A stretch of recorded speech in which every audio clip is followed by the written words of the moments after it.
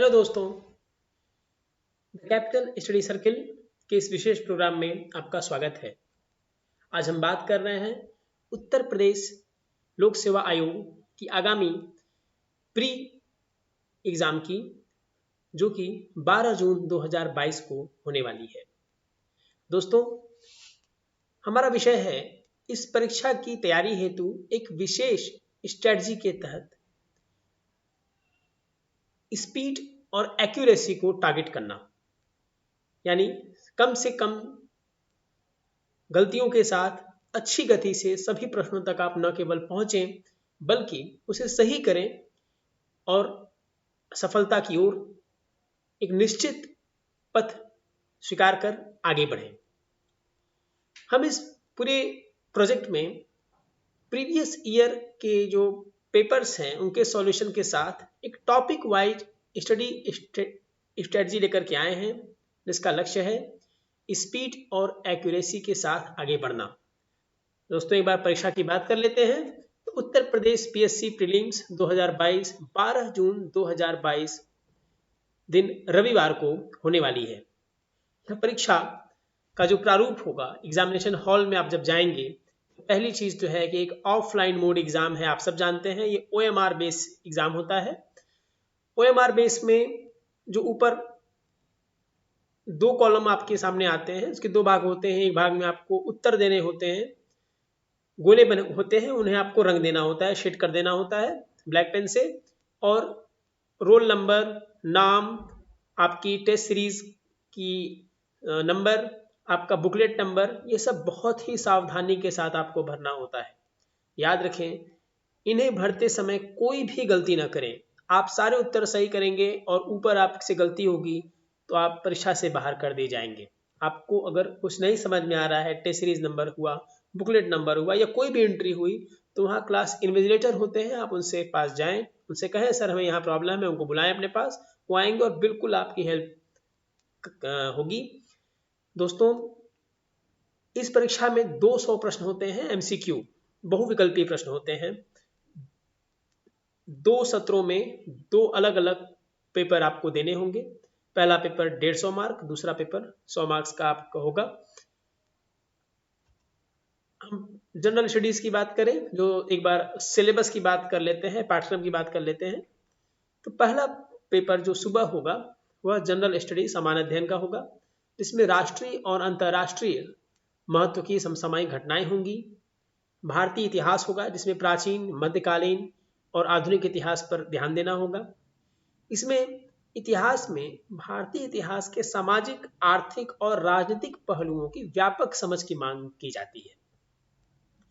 इसके साथ साथ भारतीय राष्ट्रीय आंदोलन में जो स्वतंत्रता आंदोलन की प्रकृति और उनका जो कैरेक्टर है, जो मुख्य घटनाएं हैं, मूल कैरेक्टर जो आंदोलन का रहा है, उसकी आपसे एक समझ की मांग आयोग करता है। इसके साथ ही आयोग भूगोल विषय में भारत और विश्व के भूगोल की भौतिक भूगोल, सामाजिक भूगोल, जो सामाजिक संरचना है, कैसा समाज है, क्या संस्कृतियां हैं, तथा आर्थिक भूगोल, उद्योग, कृषि, खनन, इनकी एक सामान्य जानकारी की मांग आपसे चाहता है। प्रश्न इस पर आधारित होते हैं और इस संपूर्ण विषय की एक सामान्य समझ की आवश्यकता होती है। देखिए, चाहे इतिहास हो या भूगोल हो, कोई बहुत गहन अध्ययन की आपको आवश्यकता नहीं है। हाँ, लेकिन एक व्यापक और जो सब्जेक्ट का मेन कैरेक्टर है उसकी समझ की मांग आपसे की जाती है। कि उतनी समझ तो आपके अंदर होगी कि आप अपने देश को, अपने समाज को आप जान पाएंगे। आप एक प्रशासनिक अधिकारी बनेंगे तो उस प्रशासनिक अधिकारी बनने के साथ आप क्या क्या करेंगे, और अपने भूगोल को, अपने इतिहास को आप जानेंगे तो और अच्छे तरीके से अपनी जो जिम्मेदारी होगी उसे निभा पाएंगे, और यही आपसे डिमांड भी की जाती है।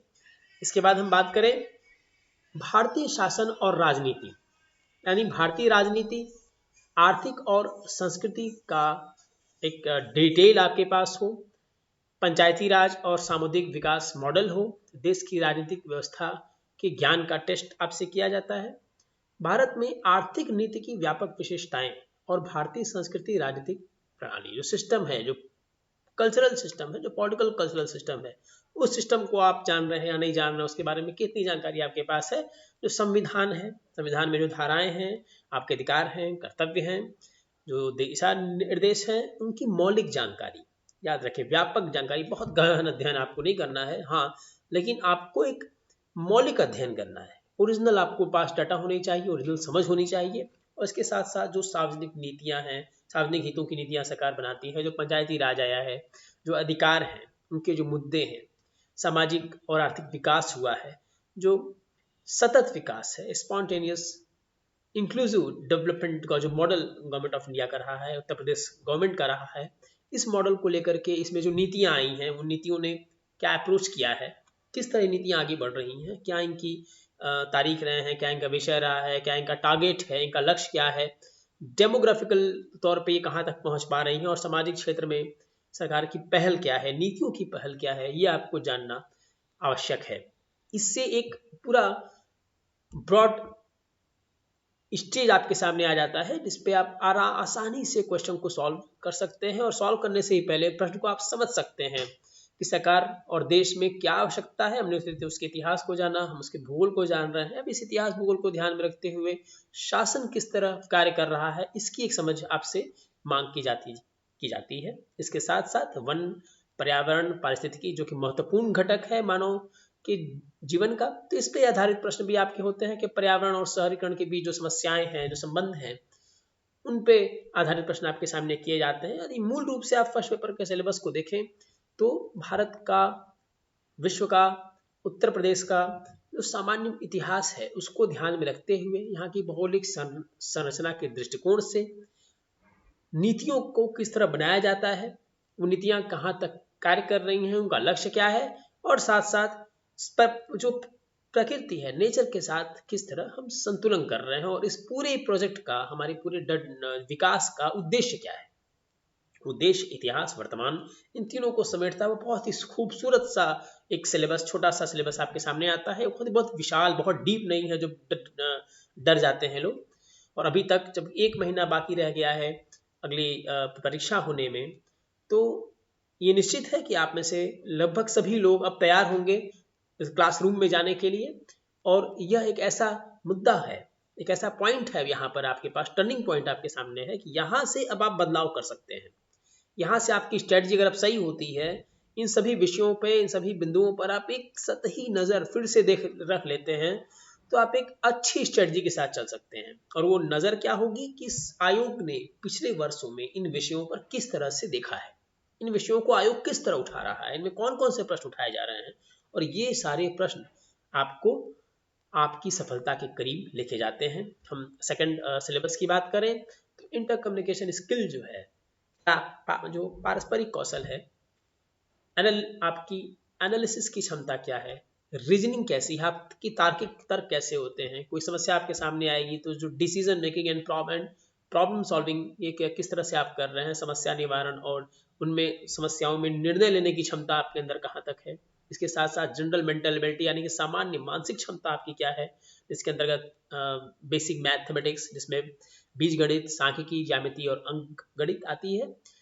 इसके बाद सामान्य अंग्रेजी और सामान्य हिंदी, ये तीनों चीजें क्लास 10th लेवल की हैं। देखिए, जब पहले पेपर हुआ करते थे तो ऑप्शनल पेपर यहाँ पे आता था सेकंड पेपर में, बट नए समाज में, नया बदलते हुए दौर को देखते हुए आयोग ने अपनी स्ट्रेटजी चेंज की, और एक स्मार्ट, एक एप्टीट्यूड ऑफिसर्स को खड़ा करने के लिए ये एक नया सिलेबस लेके आपके सामने आया। ये बहुत ही आसान सिलेबस है, इसमें कोई समस्या आपको नहीं होगी। बस आपकी कम्युनिकेशन स्किल, आपकी एनालिटिकल टेस्ट और आपकी डिसीजन मेकिंग टेस्ट, इसी की एक टेस्ट होती है। इसमें कॉम्प्रिहेंशन आता है, अलग अलग टॉपिक्स आते हैं, हम आगे इसकी बात करेंगे। ये पूरा सिलेबस हमने देखा। एक स्मार्ट ऑफिसर की प्रीलिम टेस्ट है, ये स्क्रीनिंग टेस्ट है कि आप साहब इस परीक्षा के योग्य हैं कि नहीं। सिंपल सी टेस्टिंग ये होती है। इसकी स्ट्रेटजी क्या है, जो मूल बात है, हम बात करें इसकी स्ट्रेटजी क्या है।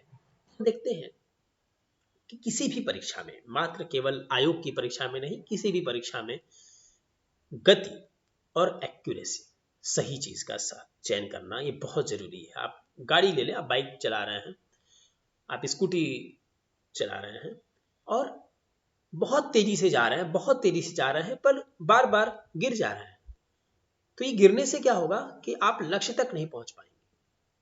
आपके बगल वाला जल्दी से निकल जाएगा, वो आसानी से निकल जाएगा, आपसे पहले पहुंच जाएगा। सही जगह पहुंच जाएगा, सही लक्ष्य को प्राप्त कर लेगा। और दूसरा पहलू क्या है, आप बिल्कुल सही चल रहे हैं, बिल्कुल सही सीमा में चल रहे हैं, लेकिन आपकी गति बहुत धीमी है, तब भी यही होगा। आपके बगल वाला, ये प्रतियोगिता है मेरे साथियों, ये कंपटीशन है, आपके बगल वाला आपसे पहले निकल जाएगा।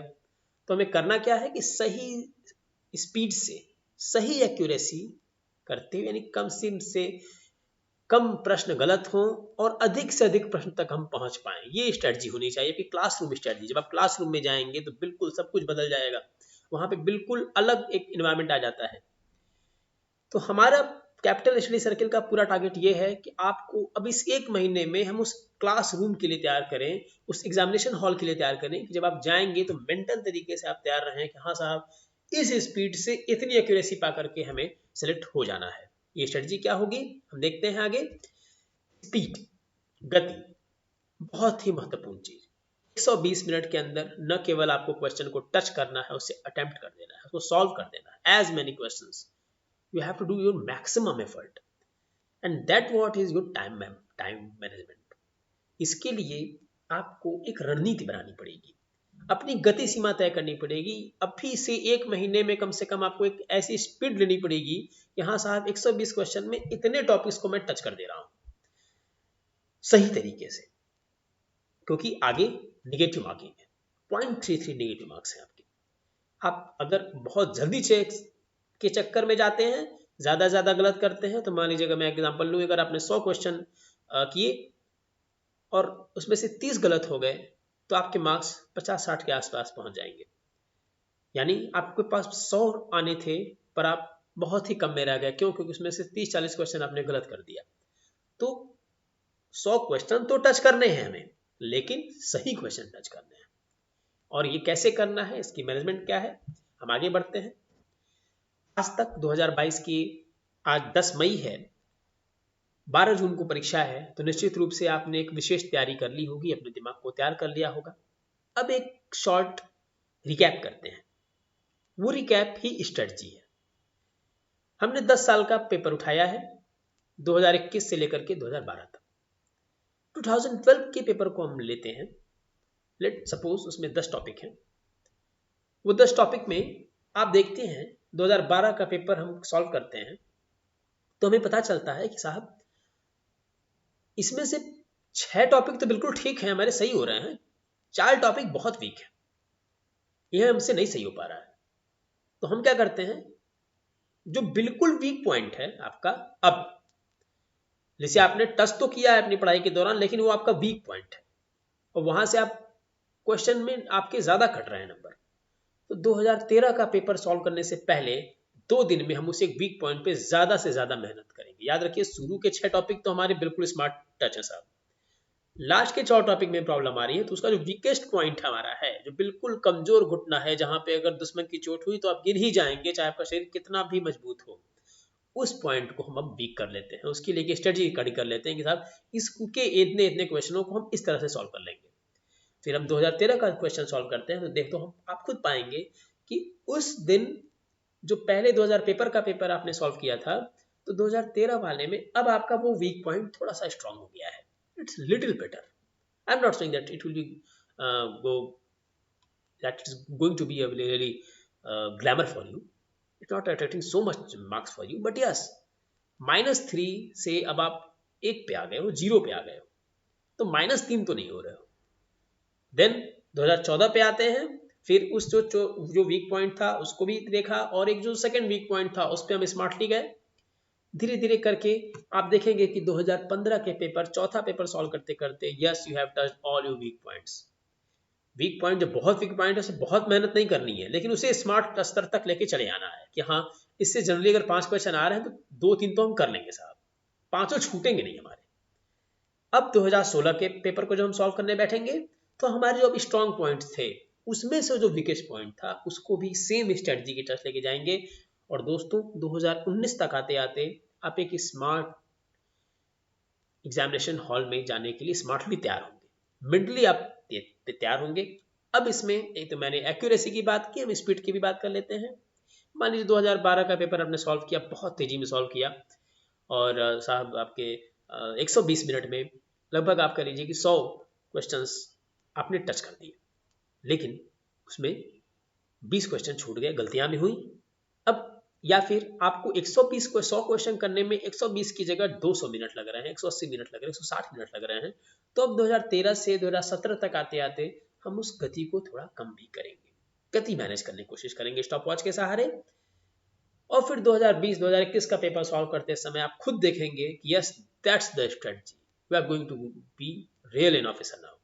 आप अब एक मेंस आप तक आप पहुंच जाओगे, प्री आप क्वालिफाई कर लोगे। देखो दोस्तों, प्री कोई बहुत ब्रॉड कह लीजिए कि बैरिकेड आपके सामने नहीं है, ये बैरिकेड है, बट अगर आप रियली सीरियस हैं तो ये आपकी गंभीरता को जांचने के लिए होता है कि साहब ऐसे ही तो नहीं आ गए मुंह उठा के, नहीं साहब अपने क्वेश्चन सॉल्व करने के लिए आप आ गए बस यहाँ पर आप टेस्ट दे रहे हो बैठ के, तो no, this is not a test. आयोग अपने द बेस्ट को ले रहा है आपके उत्तर प्रदेश की सेवा करने के लिए, सर्व करने के लिए, डिसीजन मेकिंग के लिए, तो वो एक सीरियस स्टूडेंट्स की मांग करता है और ये उसका हक भी है, उसी हक को आपको उसे देना होता है। हम बात करें अपने प्रिपरेशन की स्ट्रेटजी की, हम क्या करने वाले हैं कि कल से यानी 11 मई 2022 से हम पहले इन टॉपिक्स को टच करेंगे, general awareness, history, geography, polity. General awareness के पिछले 10 सालों में आए हुए क्वेश्चंस उठाए जाएंगे, उनको सॉल्व किया जाएगा, टाइमली मैनेज किया जाएगा। Then will do history, then will do geography, polity, environment and this all other aspects. Naturally in the इतिहास के विभाग में ये आपको वर्ल्ड जो आपका भारत का इतिहास है, जो आपका संस्कृति है, अलग अलग टॉपिक्स होंगे, उन टॉपिक को हम कवर करने की कोशिश करेंगे। तो हर टॉपिक पे 2 से 3 दिन का समय जाएगा, यानी आने वाले 15 दिनों में इन पांचों टॉपिक के पेपर 1 को हम टच कर चुके होंगे। Then we have paper 2 in which we have comprehension, interpersonal skills including communication skills, logical reasoning and analytical ability, decision making and problem solving. Then the last part, general mental ability, in which we have elementary mathematics, general English and general Hindi. In topics को भी हम same strategy के साथ पहले solve करेंगे। 2012 से लेकर के 2021 तक कॉम्प्रिहेंशन के जो क्वेश्चंस हैं, जो डिसीजन मेकिंग के क्वेश्चन हैं, जिस तरह की मैथ उठाई गई है, उससे जब हम सॉल्व करेंगे तो अगला 2022 में आयोग का कदम कहाँ पड़ने वाला है, किस जगह, उस जगह हम पहुंच जाएंगे और आयोग के साथ चल देंगे मेंस की तैयारी के लिए। तो दोस्तों, हमारे साथ आप कल से जुड़े, हमारा पहला वीडियो कल रिलीज होगा।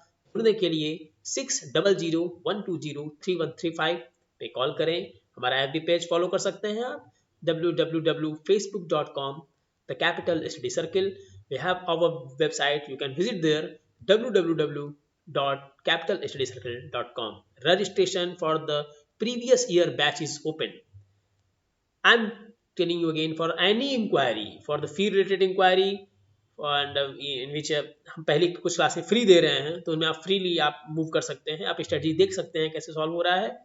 और ज़्यादा से ज़्यादा जुड़ने के लिए 6001203135 पे हमसे संपर्क करें, या आप सेम वीडियो के नीचे अपना मैसेज भी छोड़ सकते हैं। Thank you so much.